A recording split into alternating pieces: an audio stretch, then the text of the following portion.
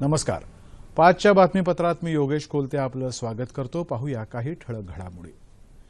ख्यातकीर्त हिंदुस्थानी शास्त्रीय गायिका गायन सरस्वती किशोरी आमोणकर यांचं काल रात्री मुंबईत निधन झालं. त्या 85 वर्षांच्या होत्या. मातोश्री मोगूबाई कुर्डीकर यांच्याकडून जयपूर अत्रोली घराण्याच्या गायकीचा वारसा लाभलेल्या किशोरीताईंनी आपल्या गुणग्राही वृत्तीनं हिंदुस्थानी शास्त्रीय संगीतातून अनेक गोष्टी आत्मसात करत शास्त्रीय, उपशास्त्रीय, भावगीतं, अभंग आणि चित्रपटगीतं अशा सर्वच क्षेत्रांमध्ये आपल्या गायकीचा ठसा उमटवला.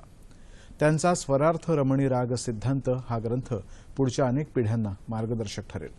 ख्याल, ठुमरी, गझल हे प्रकार त्यांनी अत्यंत परिणामकारकपणे सादर केले.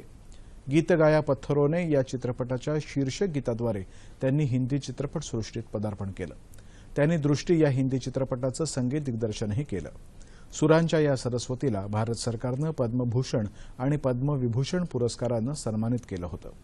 पंतप्रधान नरेंद्र मोदी यांनी किशोरीताईंच्या निधनाबद्दल तीव्र दुःख व्यक्त केलं. त्यांच्या निधनानं एका प्रयोगशील गायकीचा अस्त झालाय अशा शब्दात त्यांनी आपल्या शोकभावना व्यक्त केल्या. दैवी स्वर लाभलेल्या या गानतपस्विनीच्या निधनानं भारतीय शास्त्रीय संगीत क्षेत्रानं एक लखलखता तारा गमावलाय असं राज्यपाल चे विद्यासागर राव यांनी आपल्या शोकसंदेशात म्हटलंय. किशोरीताईंच्या निधनानं भावप्रधान गानकळा लोप पावली आहे असं मुख्यमंत्री देवेंद्र फडणवीस यांनी आपल्या शोकसंदेशात म्हटलंय. तर किशोरीताईंच्या निधनामुळे हिंदुस्थानी शास्त्रीय संगीतातली तपस्वी गायिका आपण गमावली अशा शब्दात सांस्कृतिक कार्यमंत्री विनोद तावडे यांनी आपल्या शोकभावना व्यक्त केल्या आहेत. राष्ट्रवादी काँग्रेसचे अध्यक्ष आणि माजी केंद्रीय मंत्री शरद पवार यांनीही शोकसंवेदना व्यक्त केली आहे.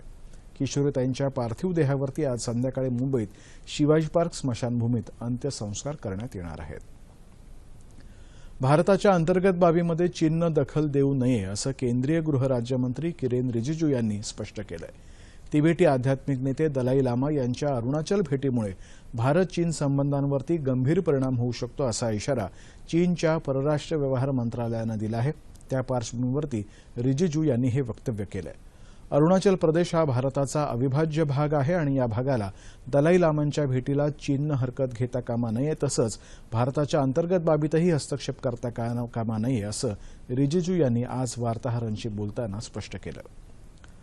शिक्षण क्षेत्रामध्ये संख्यात्मक वाढ झाली, मात्र गुणात्मक वाढ झाली नाही. मेक इन इंडियाबरोबरच आता थिंक इन इंडिया मोहीम सुरू करायला हवी असं राष्ट्रवादी काँग्रेसचे अध्यक्ष खासदार शरद पवार यांनी म्हटलंय. भारती विद्यापीठाच्या 18व्या पदवीदान समारंभात पवार यांना डी.लिट पदवी देऊन गौरवण्यात आलं. त्यावेळी ते बोलत होते. भारती विद्यापीठाचे कुलपती पतंगराव कदम आणि कुलगुरू शिवाजीराव कदम यांच्या हस्ते शरद पवार यांना डी.लिट ही पदवी प्रदान करण्यात आली. शेतकऱ्यांना संपूर्ण कर्जमाफी आणि हमीभाव मिळावा यासाठी सीएम टू पीएम अशी आसूड यात्रा आपण काढणार आहोत असं शेतकरी संघटनेचे नेते रघुनाथ पाटील यांनी आज पंढरपूर इथं पत्रकार परिषदेत सांगितलं. 11 एप्रिलला महात्मा फुलेंच्या जयंतीदिनी नागपूरमधल्या मुख्यमंत्री देवेंद्र फडणवीस यांच्या निवासस्थानापासून या यात्रेला सुरुवात होईल. 20 जिल्ह्यातून प्रवास करत पंतप्रधान नरेंद्र मोदी यांच्या गुजरातमधल्या वडनगर इथल्या मूळ निवासस्थानी या यात्रेचा समारोप होईल. आमदार बच्चू कडू यांची प्रहार संघटना आणि शेतकरी संघटना या यात्रेत सहभागी होणार आहेत. जम्मू काश्मीरमधल्या राजौरी जिल्ह्यात पाकिस्ताननं शस्त्रसंधीचा भंग केलाय. भारतीय जवानांनीही पाकिस्तानच्या गोळीबाराला चोख प्रत्युत्तर दिलं.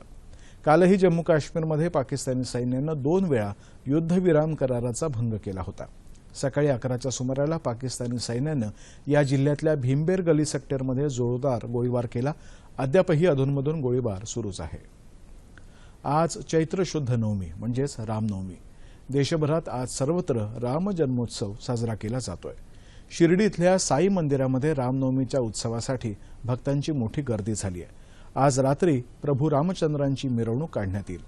नाशिक इथं काळाराम मंदिरात भाविकांनी सकाळपासूनच गर्दी केली. दिवसभर विविध कार्यक्रमांचं आयोजन करण्यात आलं आहे. भोसला मिलिटरी स्कूलच्या आवारात बंदुकीच्या गोळ्यांच्या मागील कवचापासून बनवलेली रामाची मूर्ती स्थापन करण्यात आली आहे. नागपूर जिल्ह्यातल्या रामटेकगड मंदिर इथं प्रभू रामचंद्रांच्या दर्शनासाठी भाविकांनी गर्दी केली आहे.